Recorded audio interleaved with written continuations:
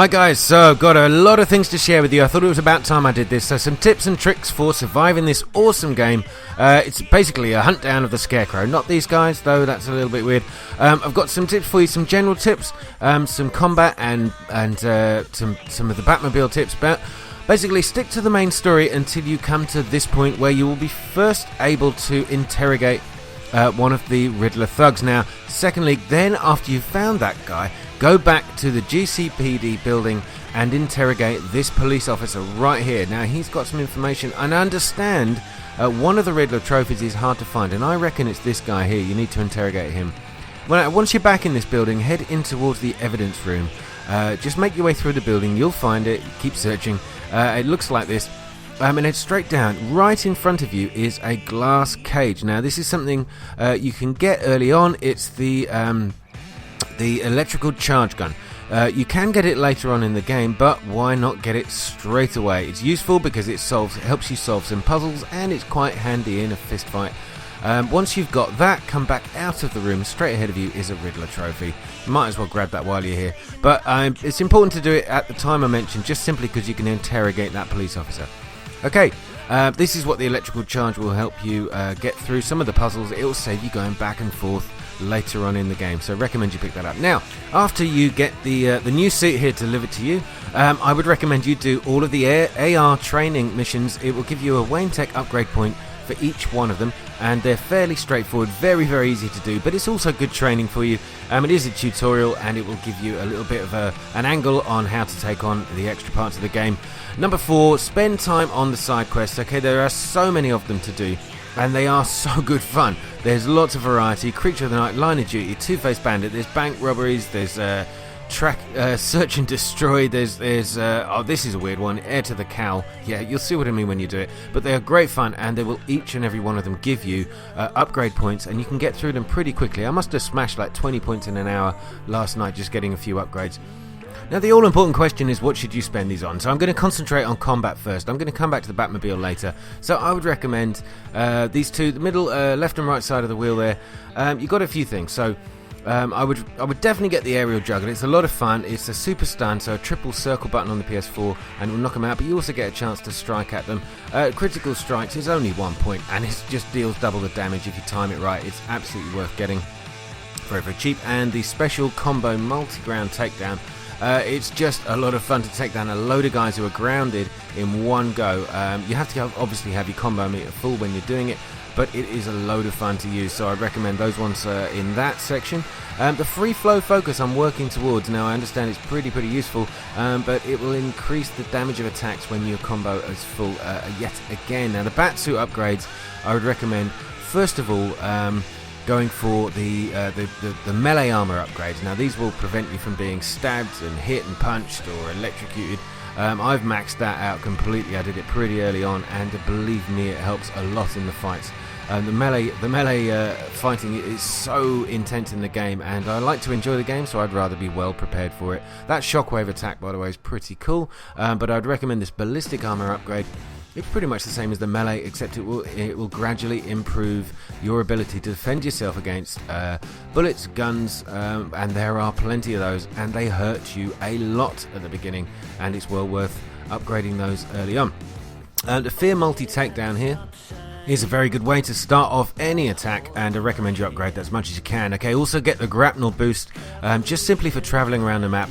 It'll throw you up as far as you can, max it out, and you can travel for thousands of meters, and it's really worth doing. Just speeds up traversing the map. Okay, next section is the combat tip section. Just based on some of the upgrades we've earned, I'm going to show you a few things. So first of all, when you're approaching an area, you're going to go into battle, scope the area out, get to a vantage point somewhere up high, maybe hidden beneath the ground. Well worth doing, just so you can get an idea of what you're about to take on, and it's especially useful to use your gadgets before you rain hell down on those guys. I absolutely recommend the disruptor gun. Is perfect for taking out the small arms guys, and as you upgrade, you can take out some other things where you can disrupt them, basically stopping them from attacking you and using their full force against you before you head down and take them out. Now, the Fear Multi-Takedown is, as I said earlier, a great way to start off a battle. which is why I'm recommending the upgrade, really. Also use your gadgets like the hacking tool, the voice synthesizer. As you unlock them, they become very, very useful. But basically, as you're entering an area to fight, just make sure you check out the surrounding area, see what there is you can possibly do before you go charging in with your fists. Although as you level up, that might not be such a problem for you, but I have to say it's useful and it's part of the game just to use some of the objects around you. Why not? They put them there. This time I was able to convince that guy to go and check out that generator, hacked it while he was looking at it, and took him out completely. You can also use the hacking tool here to hack the sentry guns. But bear in mind you can only hack one of them at a time. If you try and do two in a row, it will just switch the hack to the other one for you. Now, another thing you can do at the beginning of any battle is drop a smoke pellet. Use your detective mode to see the guys in the dark and they'll be slightly stunned. Use it mid-battle too, it's absolutely well worth using. Counter-attack. Now on these blue guys, of course, use your triangle button to counter as often as you see it. On the red guys, just as you see here, you can throw a battering at them and that will stun them, but some of the other characters can do something that cool with it, which is awesome. Okay, so the timed counter when you've got these minigun guys is actually a really, really simple way of beating them. Don't be too worried about them if you can take them by surprise. Just time it absolutely perfectly as soon as you see the blue button and you'll get through them really easy. Stun is so useful on some of the brutes, just like this. You stun them to the point where you can just absolutely batter them in the chest, and after a few hits, they're down. You can take them down. Stun is also useful on these guys with the electric batons and the guys with knives, especially the super stun, which is a triple hit of the circle button on the PS4, and it flicks them up in the air and you can then batter them while they're in midair, and it looks really cool. Just as I think I'm about to show you on this knife guy, super stun, triple hit, the cape flicks him up in the air and you absolutely batter him, take him out in one hit with your boot. For the guys with the shields, an absolute cert is a variation on the stun. Use the circle and double tap the X button. It will allow you to walk up the shield and slam down upon them from above. An absolutely great way to take them out. Seek and destroy the medics. When you're in a large battle like this, the medics will go around healing all of the fallen enemies. As you can see, it's something you do not want to happen when you've got an awful lot of people. So seek them out in a battle if you can, and try and take them down as soon as you can, unless you like a long fight. Now you can see there that guy was just healing his mate on the ground.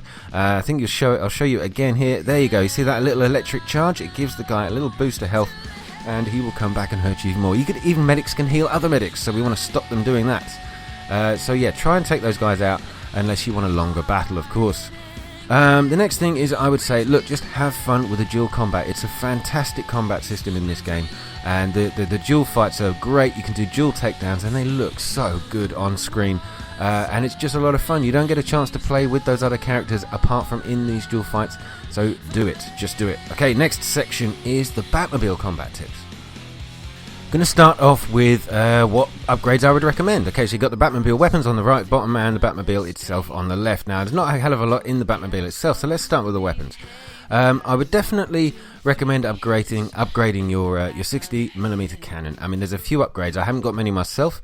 This one here is just to increase the reload speed. Now, that is really, really useful, especially at the beginning of the game. You've got loads of tanks, but you can increase the damage, the chassis shot damage. That's the bit below the turret. And of course the turret itself just to the right, turret shot damage. I would absolutely recommend upgrading those. I haven't done them yet, however I don't find the tank fights too difficult, so maybe you don't want to do those yourself, but it's certainly something that I think is worth doing if you've got the spare points. Now, the energy absorption efficiency, now that will allow you to take on more energy as you get hit. And as you kill the tanks, it will allow you to do more cool things like this. You can fight your special weapons early. Your missile barrages is absolutely amazing when you use them, so definitely do that. Of course, you can upgrade your armor on your Batmobile. If you've got the extra points, definitely do that. It's only going to help you, right? There's some other cool stuff in there, but you don't need them early on. Okay, next thing is a really good tip here, okay? You can change the menu option so that you can toggle into battle mode using the R1 button. And it helps you with the driving, basically, because your left L2 button then becomes your light brake.